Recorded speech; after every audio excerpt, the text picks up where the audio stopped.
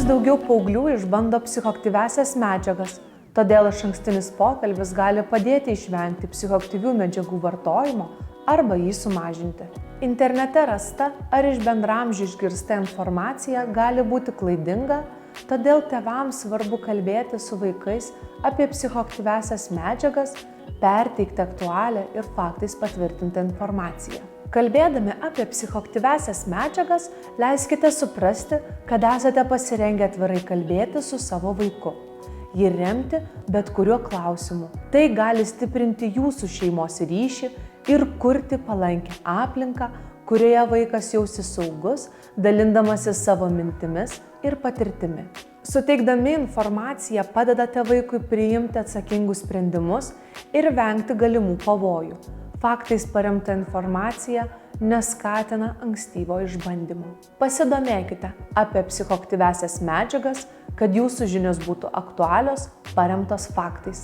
Įsitikinkite, kad esate pasiruošę kalbėtis, išsikelkite savo asmeninius tikslus. Tai yra, ką norite pokalbiu pasiekti, galite pasižymėti esminius teiginius, ką norėsite aptarti. Apgalvokite, kaip reaguosite, jeigu jūsų vaikas prisipažins, kad yra bandęs psichoaktyviųjų medžiagų. Nuo jūsų reakcijos priklausys, ar vaikas ateityje norės tęsti pokalbius šią temą. Pasistengkite suvaldyti savo emocijas ir jokiu būdu nenutraukite pokalbio. Sukurkite savo ir vaikui jaukią, pasitikėjimą keliančią aplinką. Apsibrėžkite, kada ir kuriuo laiku kalbėsitės. Nepradėkite kalbėtis netikėtai ar konflikto metu. Pasirinkite laiką, kai nereikia niekur skubėti ar kai neturėsite pokalbių telefonu.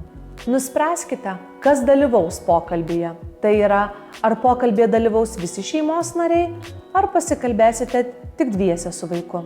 Informaciją pritaikykite vaiko amžiui, jo žodynui. Kalbėkite paprastais, tiesioginiais sakiniais, o ne užuominomis. Priimkite tai, kad į kai kurios klausimus atsakymo galite ir neturėti. Nežinomus atsakymus galite surasti drauge ir tai gali būti kito pokalbio tęsinys. Normalu, kad pirmasis pokalbis apie psichoaktyviąsias medžiagas gali būti sudėtingas, keliantis iššūkių ir nemalonių jausmų. Parodykite vaikui, kad jis ir jo sveikata jums rūpi. Pokalbį galite pradėti nuo socialiniuose tinkluose ar medijoje pamatytos ar išgirstos naujienos apie psichoaktyviųjų medžiagų vartojimą. Galite paklausti, ar girdėjai, matei, kaip jaunuolis vartoja elektroninę cigaretę ir atsidūrė ligoninėje? Ką tu apie tai manai? Arba kitas pavyzdys, man neramu, kad mokykloje jaunuoliai apsinuodija vartodami elektroninės cigaretės. Kaip tu jautiesi išgirdęs tokią informaciją? Arba galite pradėti pokalbį nuo tiesioginių sakinių. Pavyzdžiui, man labai rūpi tu ir tavo sveikata, todėl norėčiau su tavimi pasikalbėti apie psichoaktyviąsias medžiagas. Žinau, kad tau gali būti nemalonu, o man sunku apie tai kalbėtis, tačiau tikiu, kad ši tema šiuo metu yra aktuali ir svarbi.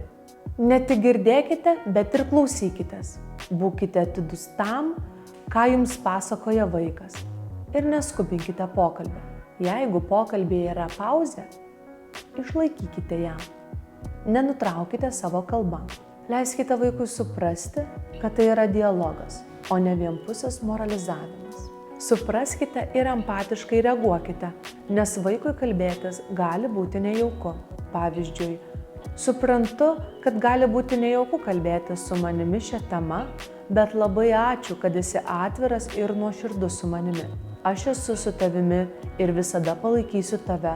Tavo atvirumas ir nuoširdumas man labai daug reiškia. Vis paklauskite, ar žodžiai, kuriuos jiems sakote, yra suprantami. Pavyzdžiui, ar žinai, kokiu būna psichoaktyviųjų medžiagų? Nepertraukinėkite vaiko ir nenuvertinkite jo jausmų ar nuomonės. To, kad vaikas mano, jog rūkyti yra šaunu, nebūtina užginčyti. Pasiteiraukite, kodėl jis taip mano. Pavyzdžiui, girdžiu, kad sakai, jog rūkantis draugai yra šaunesni už kitus. O kodėl tau taip atrodo? Dėl ko dar galime būti šaunūs? Kitas pavyzdys. Girdžiu, kad norint pritapti prie kitų reikia vartoti. Kaip dėl to jautiesi? Kas galėtų padėti jaustis geriau? Nekaltinkite, jeigu vaikas daug žino apie psichoaktyviąsias medžiagas, o verčiau paklauskime. Džiaugiuosi tavimi, kad turi tiek žinių apie psichoaktyviąsias medžiagas. Kas tave paskatino pasidomėti plačiau šią temą? Kalbėkite faktais, paneigdami didžiausius mitus.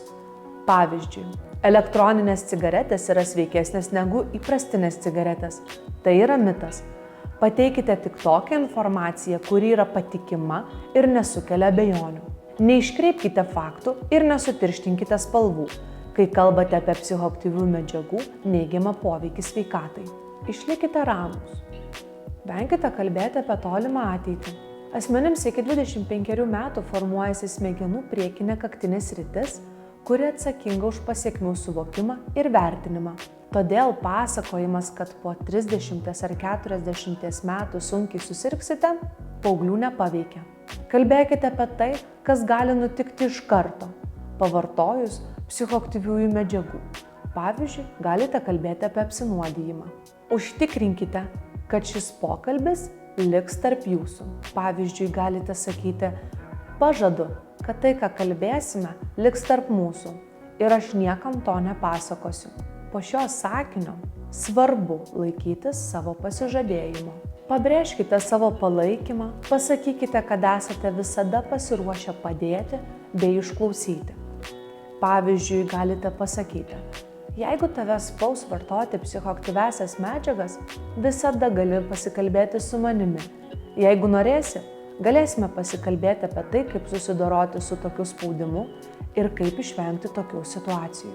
Padėkokite vaikui, kad pasikalbėjo su jumis, net jeigu pokalbis nepavyko taip, kaip tikėjotės. Išreikštas dėkingumas vaikui primins, koks jis jums yra svarbus. Jeigu liko klausimų, į kuriuos neturite atsakymo ar nespėjote aptarti, iš karto suplanuokite kitą pokalbį. Pavyzdžiui, galite sakyti: ne į visus tavo užduotus klausimus galėjau atsakyti, tad kviečiu mūsų pokalbį pratęsti kitu laiku. Kalbėjimasis su vaiku apie psichoaktyviąsias medžiagas yra ilgalaikis ir nuoseklus procesas. Svarbiausia – sukurti atvirą, supratingą ir palaikančią aplinką, kurioje vaikas jausis saugus, dalindamasis savo mintimis ir jausmais.